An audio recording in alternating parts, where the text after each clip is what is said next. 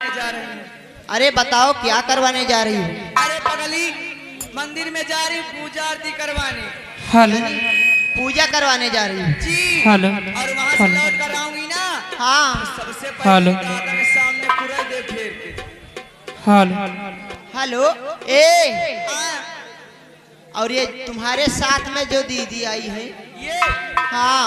ये जा रही गोरियाबाद। हेलो नमस्ते करती हूँ। नमस्ते दिया नमस्ते। ए हाँ कहाँ के जा रही हो?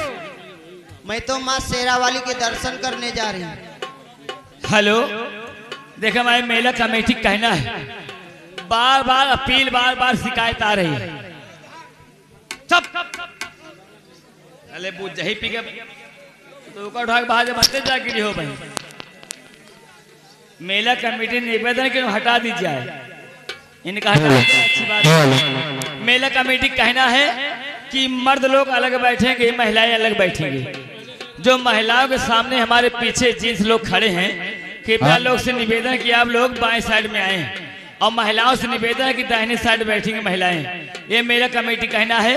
और मेला कमेटी की ओर से लगा 11 का बेहतरीन पुरस्कार म्यूजिक रेडी जो कहीं है वो है कहा क्या करी। हेलो हेलो अरे दीदिया ए बड़कई दीदा, आप कहाँ को जा रही हो? ए बड़ी वाली दीदी जी। हेलो हेलो बताओ बच्ची। हेलो ये बतावा हाँ यही उम्र मतरा सरह श्रृंगार करके कहाँ के जात या भाई?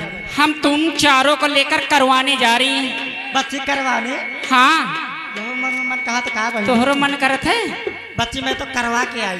करवा के आई? हाँ किसको पहले किसको? बताओ, क्या करवाने जा? अरे तुम चारों को लेकर दर्शन करवाने जा रही है। अच्छा तो इस तरह तुम कहो तो ना। बच्ची पहले से पसीना छोड़ दियो, आगे हिम्मत का करी हो देखा। ए क्या ऐसे चलोगी? कैसे चलेंगे? क्या ऐसे पैदल पैदल यहाँ से चलेंगे, पैदल रास्ता भी चलेंगे। कट जाएगा और पता भी नहीं चलेगा। क्यों मालूम है? हाँ हेलो सूरज गुप्ता। पापे जनिया मैया, पापे जनिया, पापे जनिया मैया, पापे जनिया। झूम झूम झूम झूम छनना बाजे मैया, पापे जनिया। झूम झूम छनना बाजे मैया, पापे जनिया। हाल रुके इसी भक्ति बंदना को सुनते हुए झूम झूम छाना बाजे मैया पाँव पे जनिया। क्या बात है? इसी गीत माला को सुनते हुए आज हमारे बड़े भैया आए रंजीत विश्वकर्मा, रंजीत कुमार विश्वकर्मा गौतम के रहने वाले जी।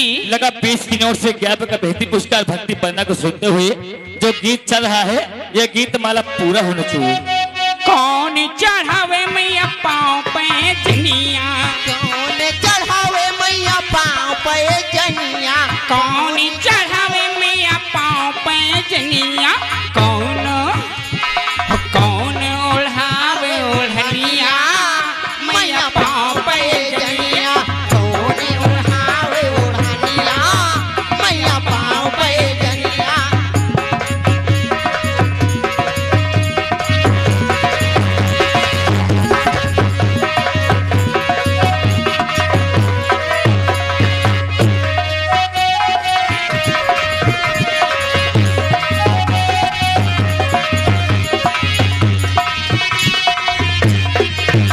अरे सोनारा चढ़ावे मैया पाँव पे जनिया, सोनारा चढ़ावे मैया पाँव पे जनिया। सोनारा चढ़ावे मैया पाँव पे जनिया।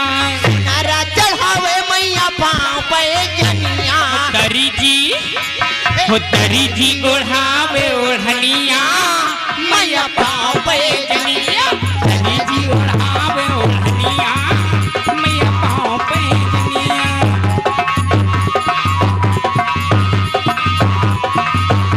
हाल रुके भैया चंदा लिखने वाले चंदा लिखेंगे।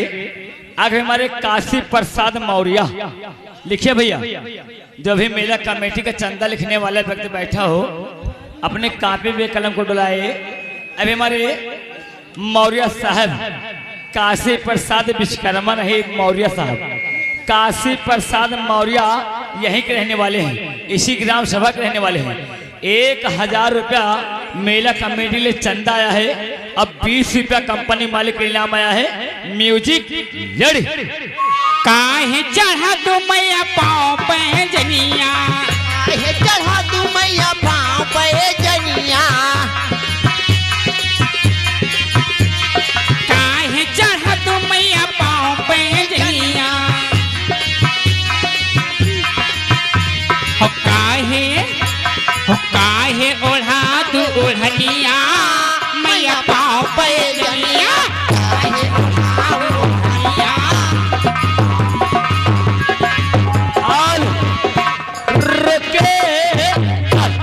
अब हमारे नंदलाल भैया ड्राइवर साहब आगे भी हमारे नंदलाल ड्राइवर साहब सोची के रहने वाले हैं।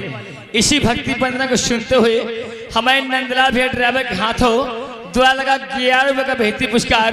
म्यूजिक रेडी रहे। काहे ओढ़ा तू ओढ़निया मैया पाँव पे जनिया, मैया काहे ओढ़ा तू ओढ़निया मैया पाँव पे जनिया,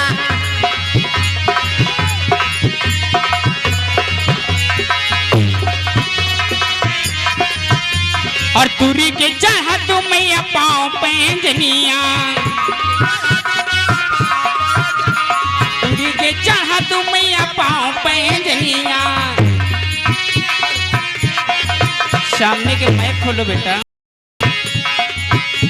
और तुरी के चढ़ा तू मैया पाँव पे जनिया, लंगूरे और लंगूरे और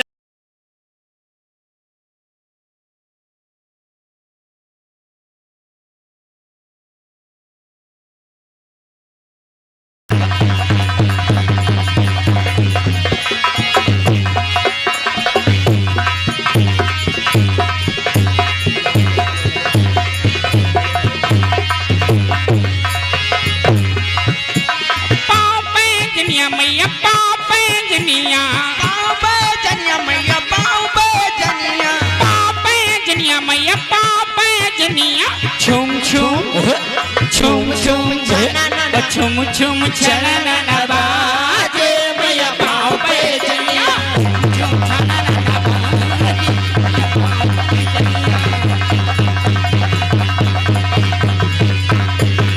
छुम छुम छनना बाजे मैया पाँव पे जनिया, छुम छुम छनना बाजे मैया पाँव पे जनिया, पाँव पे जनिया, पाँव पे जनिया।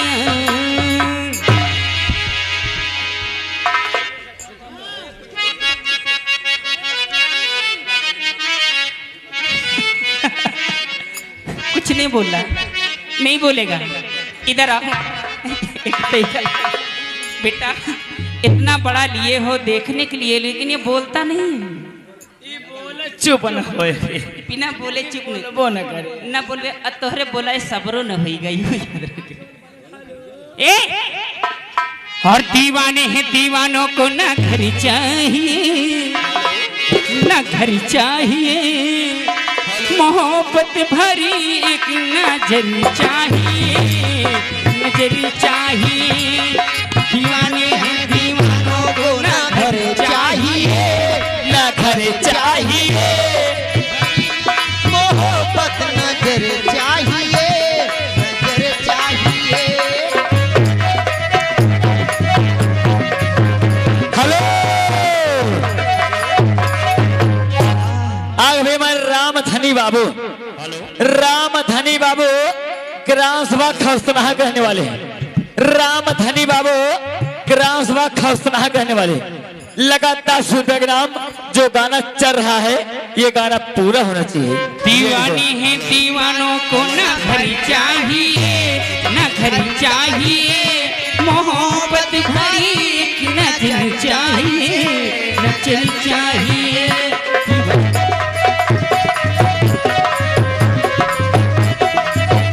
हेलो हेलो हेलो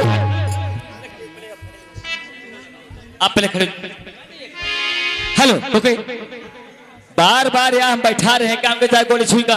ये क्या सामान लाओ। हेलो देखो भैया, नौटंकी प्रेमी से निवेदन है कि बार बार कहने का मौका ना दें कि क्योंकि आवाज यहाँ तक नहीं बहुत दूर तक जाती होगी, तो वहां जहां तक आवाज जाती होगी वहां की जनता जब सुनेगी तो यही कहेगी गढ़ी ग्राम सभा में नौटंकी बाज रही है, वहां की जनता बैठ नहीं